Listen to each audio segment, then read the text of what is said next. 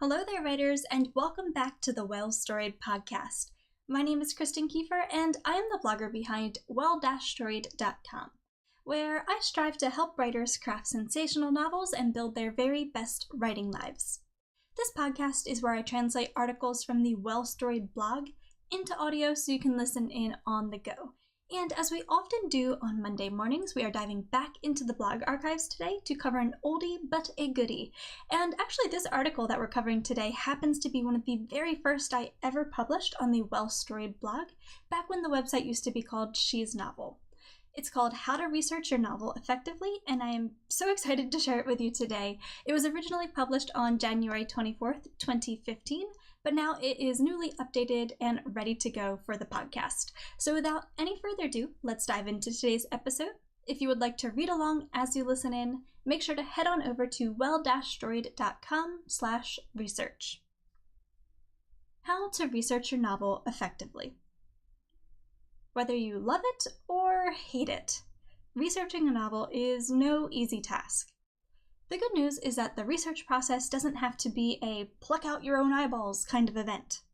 By getting savvy in our research techniques and creating an epic plan of attack, we can say goodbye to the endless web surfing cycle of doom and hello to focused, intentional, and highly effective research.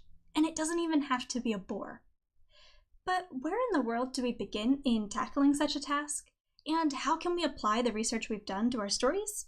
I'll break down everything you need to know in today's episode, writer. Let's begin with learning to research with intention. There may be times during the writing process when you realize you need to Google a quick bit of info, but if you want to avoid the frustration that comes with researching as you write, I highly recommend tackling research during the pre-writing process. Here's a look at how I create my own personal plan of attack. Step number 1, identify areas of interest. Begin by compiling a list of generalized topics you know you need to research in order to tell the best version of your story. Make sure to keep this list organized and accessible from day one if you want to set yourself up for success.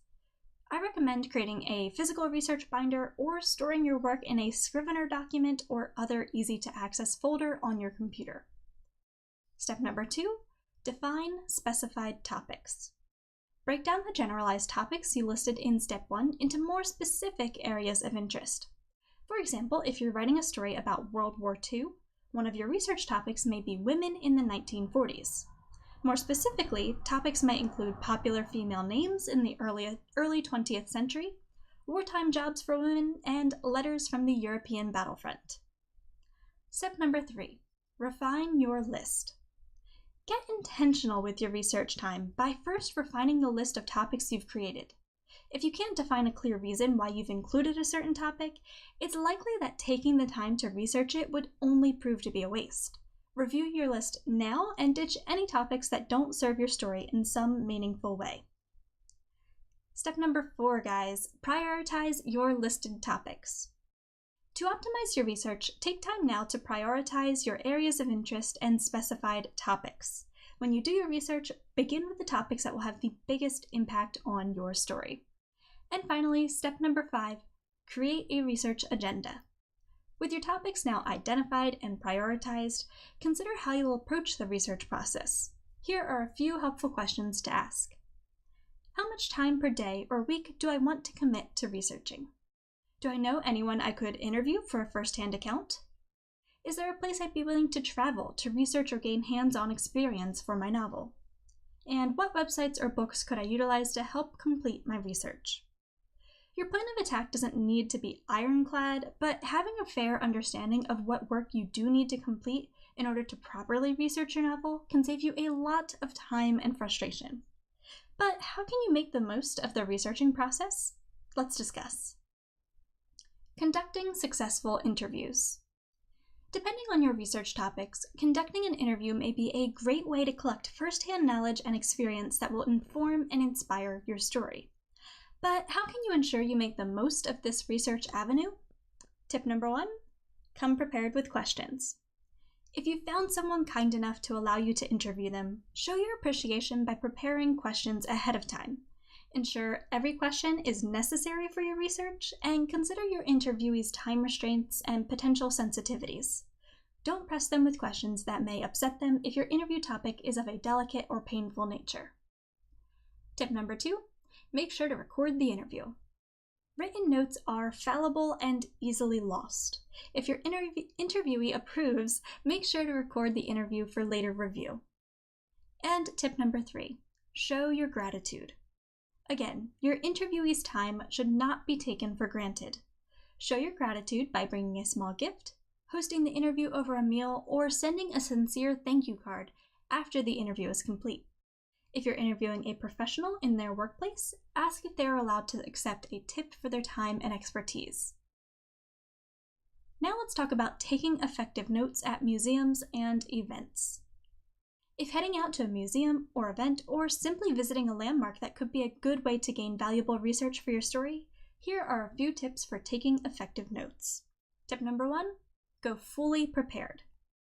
It may be tempting to simply grab your smartphone and go, but many museums and events don't allow for flash photography, videography, or indeed any cell phone use at all. Respect policy and bring a notebook or recorder instead, taking notes the old-fashioned way. Tip number 2, ask questions. Tour guides and event staff are often happy to answer any questions you may have. Don't hesitate to make use of their knowledge and expertise, then be sure to thank them for their time. Tip number 3, take in everything. Museums and universities often offer free or cheap workshops, lectures, and other events that regularly go underutilized. Don't let these valuable opportunities pass you by. Do a little pre-research digging to discover if there are any unique events in your area that could easily allow you to dive deeper into your field of research. Tip number 4, back up your notes. Cell phones crash and notebooks go missing. Before you risk losing the valuable information you've taken such care to collect, take the time to create a backup or 4 the moment you arrive home. Alright friends, let's move on to talking about gleaning veritable information from the internet. Let's face it, the internet is a scary place.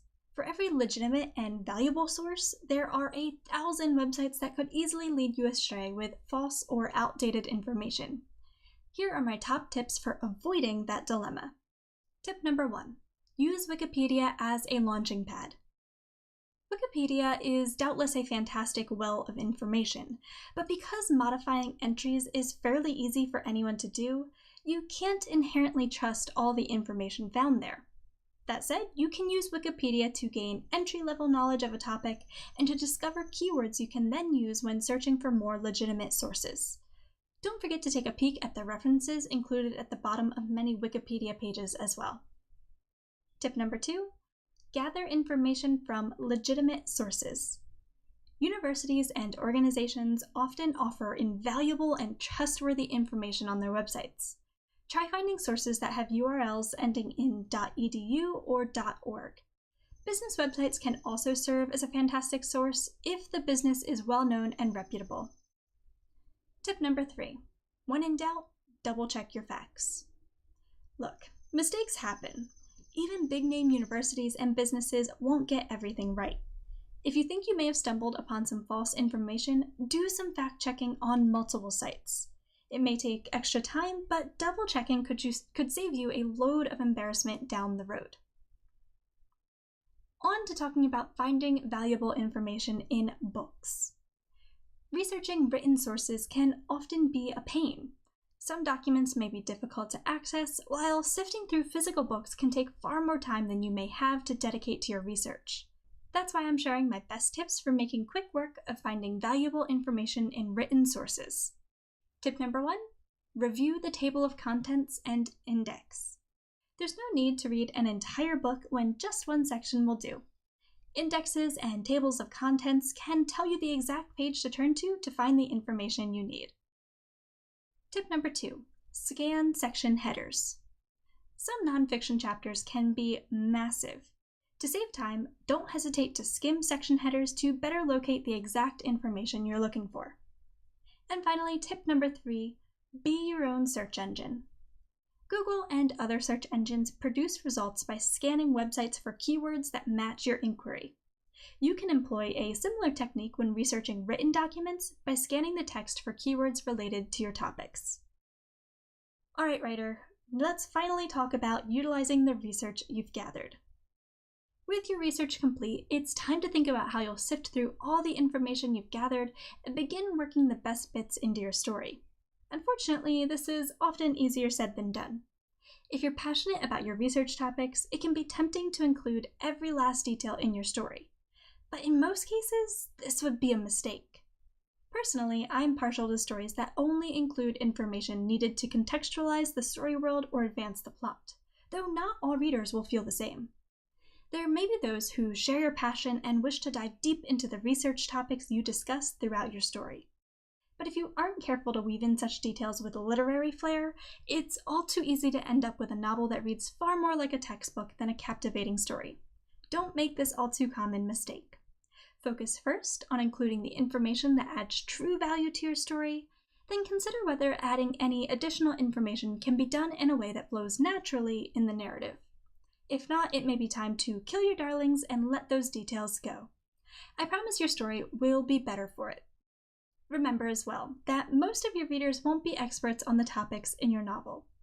It's okay to occasionally fudge the details if doing so would produce a better story, so long as you do so respectfully. At the end of the day, a well-researched novel is still a work of fiction. Focus on narrative first, using research as a tool to bring your story to life.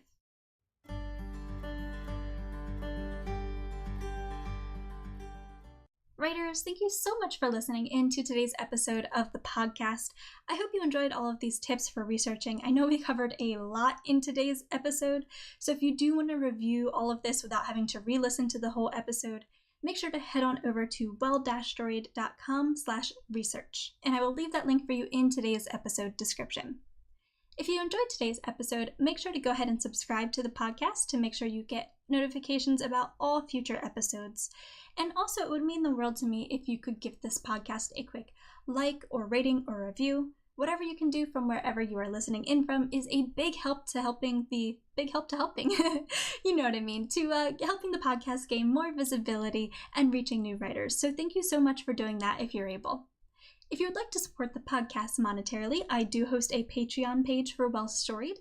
If you don't know, Patreon is simply a place where you can make a small monthly donation to support your favorite creators. So for as little as $1, you can help support the podcast and all of the free resources I create at Well-Storied, including the articles, the free courses, and beyond. And so if you'd like to get involved in that, make sure to head on over to patreon.com/wellstoried. A link I will also leave for you in today's episode description. And that is my spiel for you today, writers. Thank you so much again for listening in. I really appreciate you, just coming out to spend some time with me every Monday and Wednesday. So thank you so much for listening in. I hope you have a fantastic week, and I will see you guys next time. Bye!